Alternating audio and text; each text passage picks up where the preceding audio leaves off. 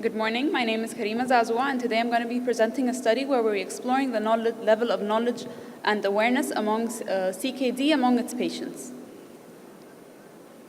CKD is rapidly becoming a global health concern. It is now the third fastest growing cause of death, and it is projected by 2040 to become one of the top five causes of early mortality. Egyptians are affected by this disease, 13% are affected. This alarming figure is not solely due to age, which is quite alarming. Evidence has shown that increasing knowledge of patients in regards to its disease and its symptoms can help boost checkup rates by up to 2.4 times. The aim of our study is to assess patient knowledge and awareness in regards to their disease and its management. We believe that empowering patients with information can save lives. So far, we have collected a total of 102 patients out of a target population of 239. Patients were enrolled based on the inclusion and exclusion criteria that we can see here. All patients who were previously diagnosed with CKD were included. Patients who were on stage 5 maintenance hemodialysis were excluded, and patients who declined participation. Later on, the scoring system that we used was the modified Bloom's criteria. There were 18 structured MCQ questions. Each correct answer was given 1 point, and accordingly, the total score was subdivided into 3 knowledge levels: good, moderate, and poor. This was later correlated to the estimated GFR, to the duration since diagnosis, and to their demographics. As we can see, the demographics for the group, most of the patients that we interviewed were in the age group of 50 to 65, 58% were males.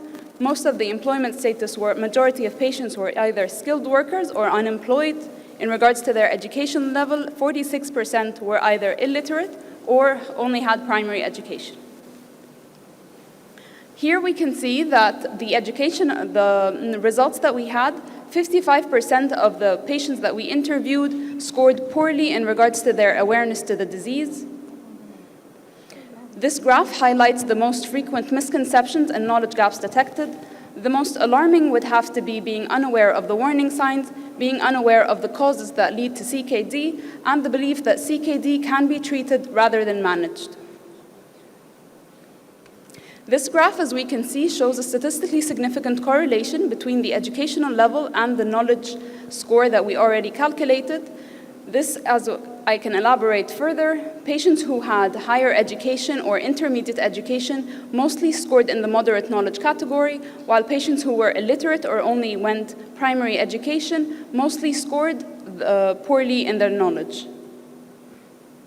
In regards to gender, as females were underrepresented in the sample, however, they were more likely to score in the good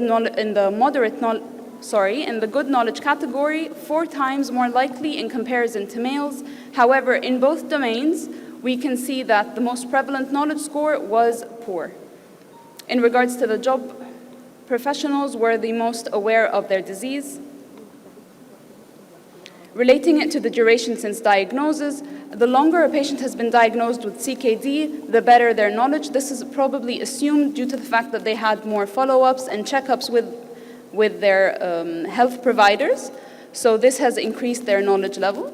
And similarly, we can see it in relation to the CKD stages. Stage 5 in particular, we can see they had a better knowledge score, probably because it was a more advanced stage of the disease that required more frequent follow-ups. To conclude, the level of knowledge among patients with CKD is unsatisfactory. Structured health education should be integrated, and the integration should be tailored according to each patient's educational level. Thank you very much.